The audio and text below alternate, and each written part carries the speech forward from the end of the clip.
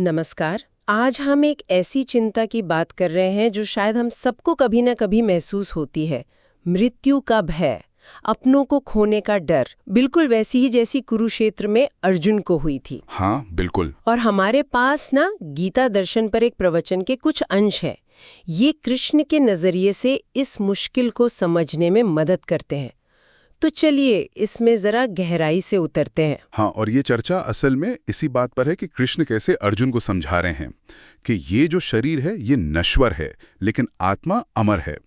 हमारे पास जो स्रोत सामग्री है उसमें ये साफ है कि अर्जुन का जो दुख है वो रूप के नष्ट होने से जुड़ा है। मतलब जो दिख रहा है, जो आकार है, उसके मिट जाने का डर। तो कृष्ण शुरू में ही एक बहुत गहरी बात कहते हैं। वो श्लोक 12 जहां वो कहते हैं, न तो ऐसा ही है कि मैं किसी काल में नहीं था, अथवा तू नहीं था, अथवा ये राजा लोग नहीं थे, और न ऐसा ही है कि इससे आगे हम सब नहीं रहेंगे। सुनने में ये बहुत गहरा लगता है। इसका असल मतलब क्या समझें? देखिए, इसका सीधा सा मतलब ये है कि जिसे हम मैं कहते हैं ना, यानी आत्मा, वो असल में किसी समय में पैदा नहीं हुई और ना ही वो कभी खत्म होगी। वो हमेशा से है, हमेशा रहेगी। अच्छा। तो जिसे अर्जुन अंत समझ रहे हैं या हम जिसे अंत समझते हैं, वो बस रूप का बदलना है, शरीर का बदलना।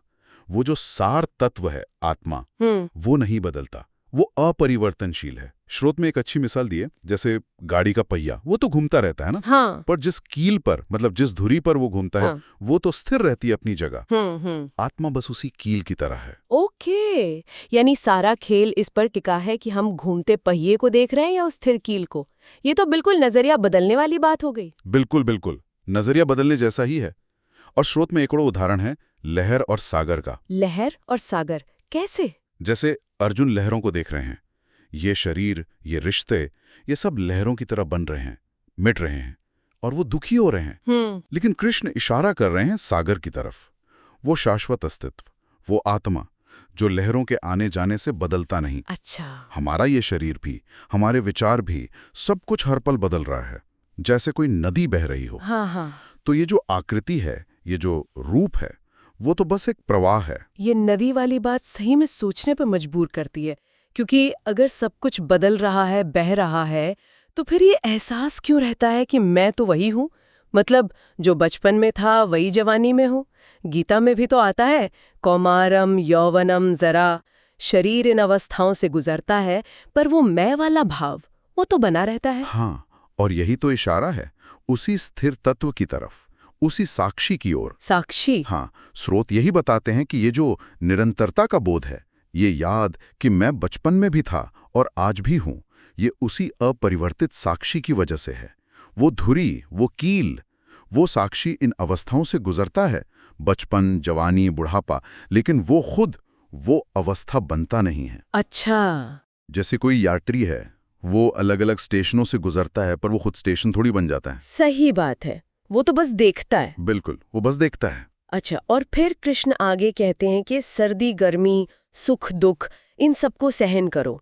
ये श्लोक 14-15 में आता है शायद। हाँ हाँ। तो इसका क्या मतलब हुआ? क्या वो कह रहे हैं कि बस पत्थर बन जाओ, कुछ महसूस मत करो? नहीं नहीं, पत्थर बनना नहीं, बिल्कुल नहीं। स्रोत इसे साफ करते हैं। देखिए, ये सुख दुख, सर्दी गर्मी, ये सब कैसे पैदा होते हैं? इंद्रियों और उनके विषयों के संपर्क से।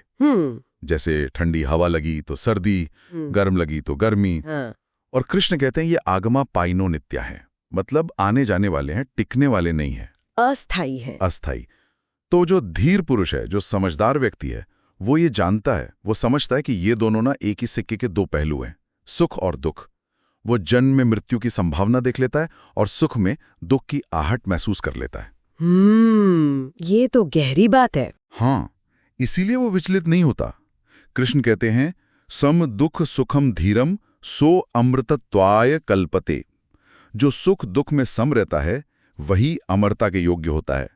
तो ये संवेदनहीन होना नहीं है, बल्कि चुनाव रहित होकर सच्चाई को स्वीकारना है, संतुलन पाना है।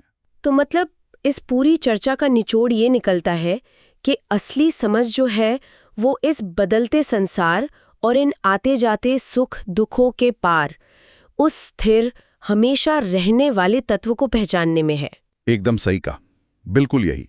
जब हम चीज़ों की पूरी सच्चाई देख पाते हैं, उनका होना भी और उनका मिटना भी एक साथ, तभी शायद जीवन के इन उतार चढ़ावों के बीच वो संतुलन मिल पाता है जिसकी बात कृष्ण कर रहे हैं। चलिए श्रोताओं के लिए एक विचार छोड़ जाते हैं यहाँ पर। हाँ, अगर हम हर अनुभव में, चाहे वो कितना भी अच्छा लगे या बुरा, उसके विपरीत पहलू को भी देखने का थोड़ा सा अभ्यास करें, तो क्या जीवन को देखने का हमारा नजरिया बदल सकता है? सोचने वाली बात है।